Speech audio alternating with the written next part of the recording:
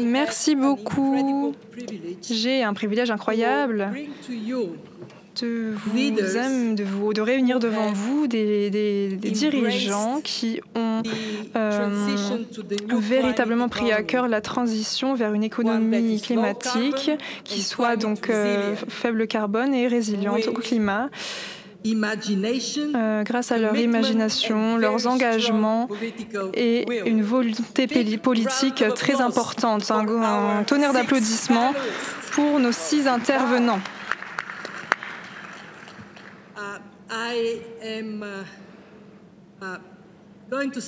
Je vais commencer par Monsieur le Président Macron.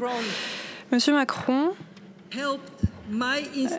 a aidé mon institution, le FMI, à mettre en place une offre d'un financement accessible pour la transformation climatique en réveillant un atout endormi du FMI et en le transformant en plus de 100 milliards de dollars de finances. Je parle au nom des personnes qui en sont donc bénéficiaires. Emmanuel, bravo.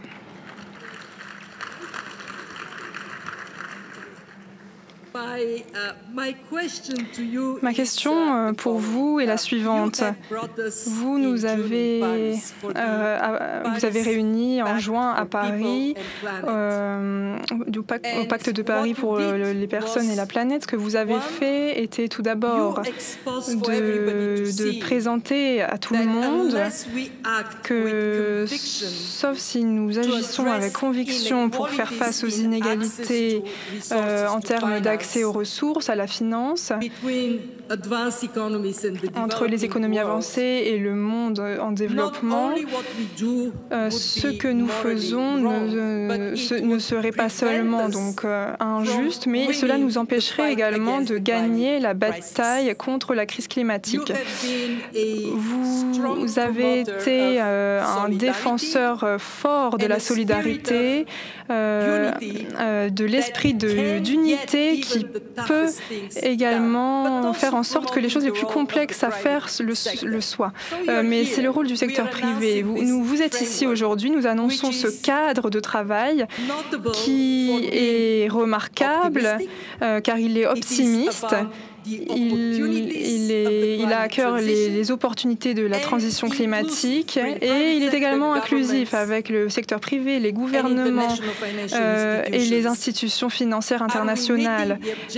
Est-ce que nous rencontrons les objectifs du PPPP ? De quoi d'autre aurez-vous besoin? Merci beaucoup, Kristalina. Bonjour à tous et à toutes. Donc, tout d'abord, merci beaucoup. Nous sommes tous très heureux d'être ici pour essayer de faire des progrès concrets. Et je pense que nous avons besoin de plus d'argent, d'argent intelligent qui soit canalisé sur le terrain. Donc, ce que nous essayons de faire ces dernières années, c'est de mobiliser de l'argent public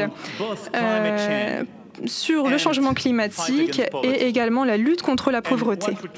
Ce que nous essayons de faire avec votre initiative, car il y a plus de 2 ans, c'était Kristalina, et nous avons développé cette idée pour que les éditions soient,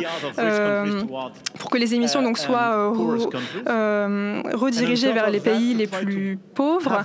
Et en plus de tout cela, nous avons essayé de mobiliser le FMI et la Banque mondiale. Ce que nous construisons aujourd'hui avec le Pacte de Paris pour les individus de la planète est une approche très simple. Alors tout d'abord, personne n'a à choisir entre la lutte contre la pauvreté et le changement climatique. Car c'était une protestation de nombreux pays en Afrique, en Amérique latine, etc. Et ils disaient oui, alors vous nous parlez beaucoup du changement climatique, mais vous ne nous donnez pas l'argent pour lutter contre la pauvreté. Alors oui, c'est vrai. Deuxièmement, la façon de résoudre ce problème devrait être décidée par les personnes donc en charge, et chaque pays a décidé leur propre solution. Donc c'est une question d'objectif, mais ce n'est pas un modèle unique qui doit être décidé à Washington, à Bruxelles ou à Paris. Ça ne fonctionne pas comme ça. C'est une approche nationale. Ce que nous avons lancé à Glasgow, avec le GEDP, ce que nous avons lancé avec le package pour la forêt, la biodiversité, donc par pays, nous devons mobiliser beaucoup plus d'argent. Et ce que nous avons décidé, que nous avons lancé à Paris, à Nairobi, à New York, nous multiplions par 3 la mobilisation de l'argent entre le FMI et la Banque mondiale, et nous faisons en commun. Je voudrais remercier toutes les banques multilatérales et les banques de développement qui sont présentes aujourd'hui. Et quatrièmement, nous avons besoin de beaucoup plus d'argent privé. Donc je pense que nous avons fait des améliorations, car par exemple par rapport au SDR, nous sommes à 110, même plus, grâce à l'engagement des Émirats arabes unis aujourd'hui. Et je voudrais remercier Mia, car cette initiative qu'elle a lancée, et nous engageons 100 millions par rapport à ce fonds. Et je pense que nous avons besoin de beaucoup plus. Nous avons besoin d'une série de clarifications. Je voudrais remplir ce programme et cette approche sur 4 piliers en ajoutant donc 3 éléments. Tout d'abord, les pertes et dommages. Nous devons simplifier la gouvernance, et c'est évidemment donc une question de gouvernance. Nous devons distinguer les pays les plus riches et les plus pauvres. Nous devons donner un mandat ouvert au gouvernement. Ça ne devrait pas être surveillé de façon trop importante. Et nous devons faire très attention à 2 choses par rapport aux pertes et dommages. Tout d'abord, ça ne doit pas être un substitut d'assurance et de réassurance, car pour de nombreux pays, c'est leur travail. Et nous devons repenser, je dirais peut-être réimaginer cela. Ça ne doit pas être l'argent des subventionneurs, sinon ça créera véritablement un désordre. Et le deuxième point, c'est en termes de contribution. Tous ceux qui contribuent à la situation devraient faire partie de cela. Nous ne devrions pas oublier la prévention non plus. Et c'est la raison pour laquelle, grâce au SDR, ce que le FMI finance dans de nombreux pays, ce sont des actions préventives. Et c'est très important, car c'est beaucoup plus profitable que de financer les pertes et dommages, car cela est trop tard. Donc je pense que nous devons nous concentrer sur 2 choses supplémentaires. Tout d'abord,